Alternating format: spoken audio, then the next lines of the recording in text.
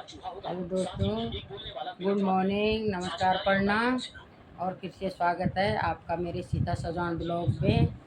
और आज मैं जरा गड़बड़ एक माता का भजन सुना दो। जो भी गलती हुई बताया, नवरात्र आएगी तो जरा शुरुआत कर दो। जो हाल तक बता लिया हूँ माता का भजन से। अच्छा तो बहुत सुंदर। अब बताइए कौन लगे तुम थे जाए।